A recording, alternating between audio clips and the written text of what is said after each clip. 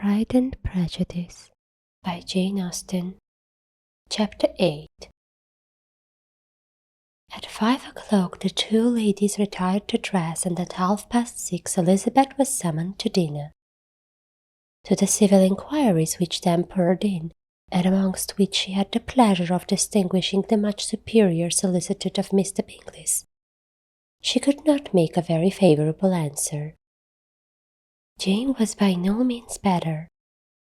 The sisters, on hearing this, repeated 3 or 4 times how much they were grieved, how shocking it was to have a bad cold, and how excessively they disliked being ill themselves, and then thought no more of the matter, and their indifference towards Jane, when not immediately before them, restores Elizabeth to the enjoyment of all her original dislike. Their brother, indeed, was the only one of the party whom she could regard with any complacency. His anxiety for Jane was evident, and his attentions to herself most pleasing, and they prevented her feeling herself so much an intruder as she believed she was considered by the others. She had very little notice from any but him. Miss Bingley was engrossed by Mr. Darcy, her sister scarcely less so, and as for Mr. Hurst, by whom Elizabeth said he was an indolent man who lived only to eat, drink, and play at cards, who, when he found her prefer a plain dish to a ragout, had nothing to say to her. When dinner was over, she returned directly to Jane, and Miss Bingley began abusing her as soon as she was out of the room. Her manners were pronounced to be very bad indeed, a mixture of pride and impertinence. She had no conversation, no style, no taste, no beauty. Mrs. Hurst thought the same, and added, "She has nothing, in short, to recommend her but being an excellent walker. I shall never forget her appearance this morning. She really looked almost wild." "She did indeed, Louisa. I could hardly keep my countenance. Very nonsensical to come at all. Why must she be scampering about the country because her sister had a cold? Her hair so untidy, so blousy." "Yes, and her petticoat. I hope you saw her petticoat 6 inches deep in mud, I am absolutely certain, and the gown, which had been let down to hide it, not doing its office." "Your picture may be very exact, Louisa," said Bingley, "but this was all lost upon me. I thought Miss Elizabeth Bennet looked remarkably well when she came into the room this morning. Her dirty petticoat quite escaped my notice."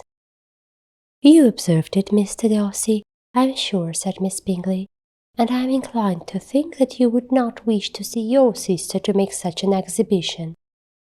"Certainly not. To walk 3 miles or 4 miles or 5 miles or whatever it is, above her ankles in dirt, and along quite alone. What could she mean by it?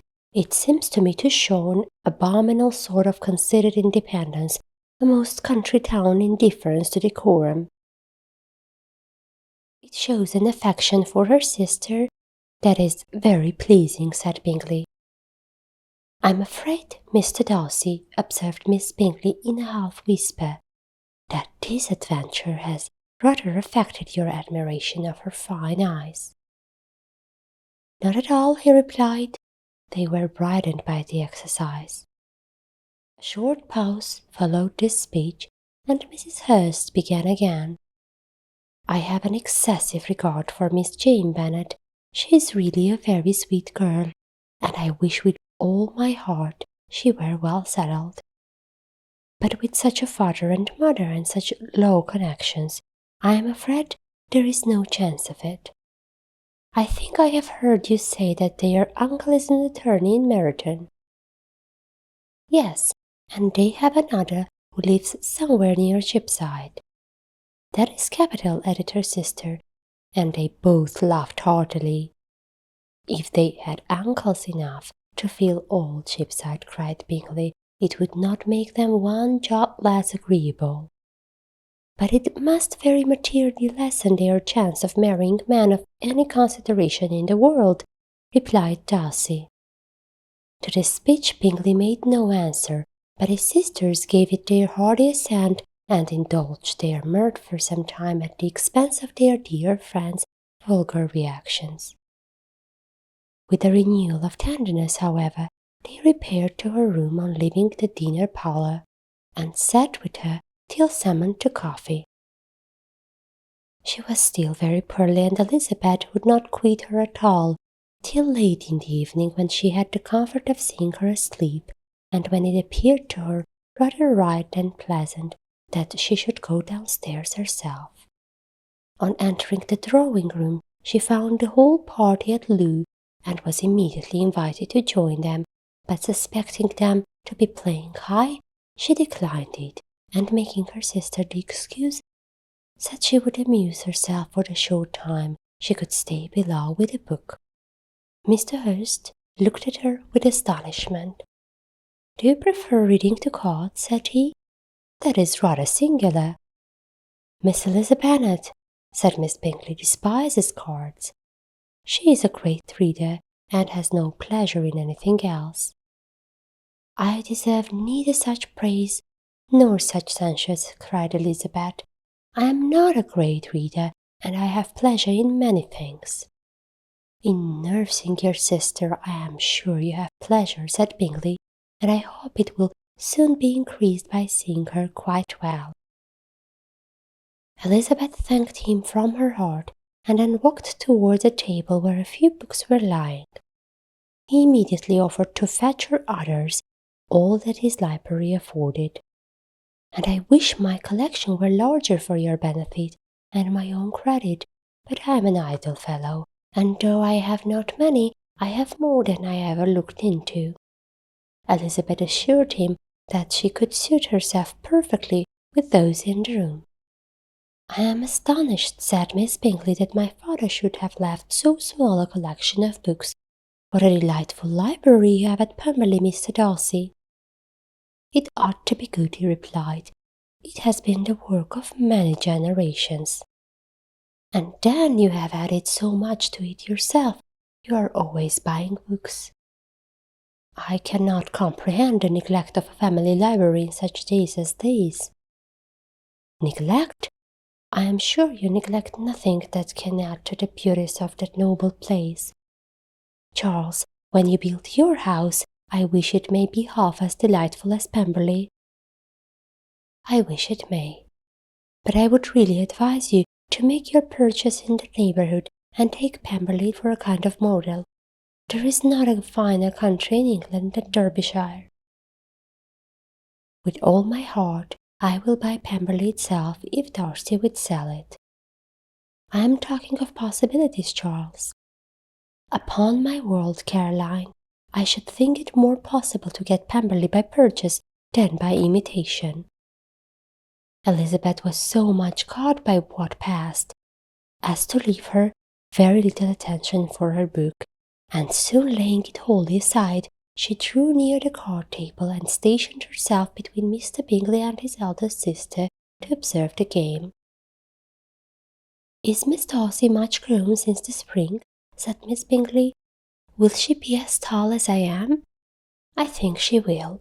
She is now about Miss Elizabeth Bennet's height, or rather taller." "How I long to see her again! I never met with anybody who delighted me so much. Such a countenance, such manners, and so extremely accomplished for her age. Her performance on the pianoforte is exquisite." "It is amazing to me," said Bingley, "how young ladies can have patience to be so very accomplished as they all are."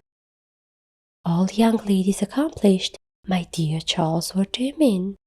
"Yes, all of them, I think. They all paint tables, cover screens, and net purses. I scarcely know anyone who cannot do all this, and I am sure I never heard a young lady spoken of for the first time without being informed that she was very accomplished."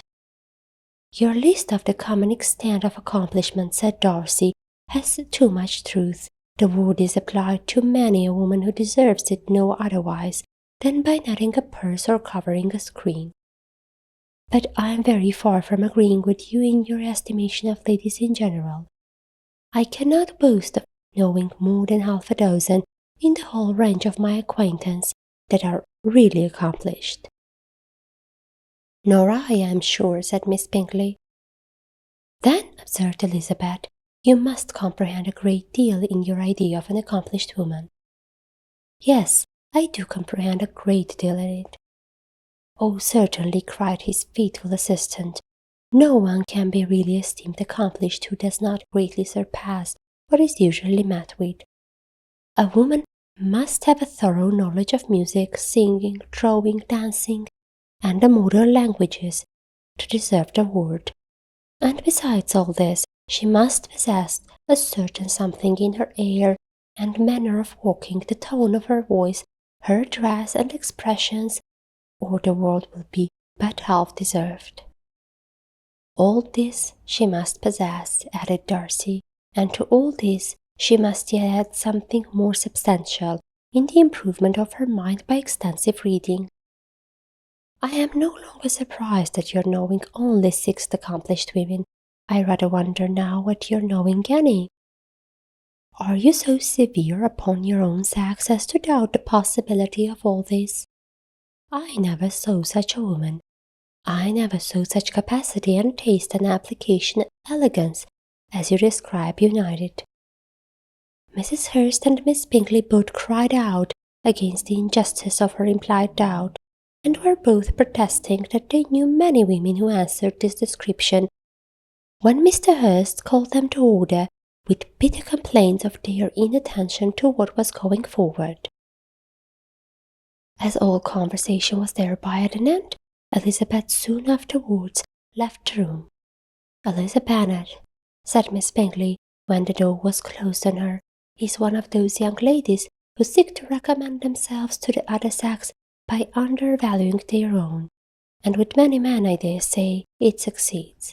But in my opinion, it is a paltry device, a very mean art.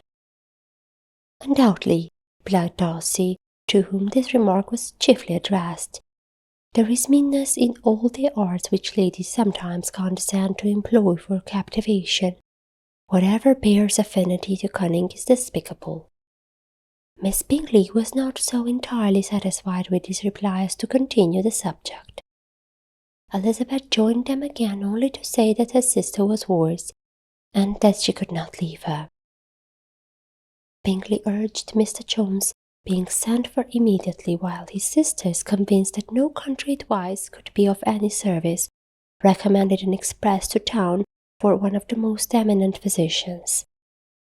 This she would not hear of, but she was not so unwilling to comply with their brother's proposal, and it was settled that Mr. Jones should be sent for early in the morning, if Miss Bennet were not quite decidedly better. Bingley was quite uncomfortable. His sisters declared that they were miserable. They solaced their wretchedness, however, by duets after supper, while he could find no better relief to his feelings than giving his housekeeper directions that every possible attention must be paid to the sick lady and her sister.